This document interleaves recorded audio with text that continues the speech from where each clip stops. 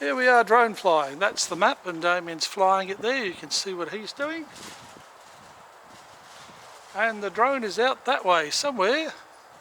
Oh yes, we can see it in the sky straight ahead up there. So, but that's the view the drone's giving him. That's a histogram for your photos. And it's all working fine. We're very impressed.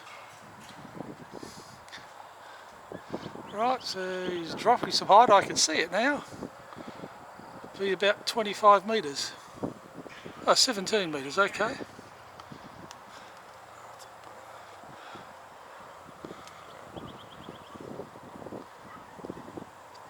Take photos if you want.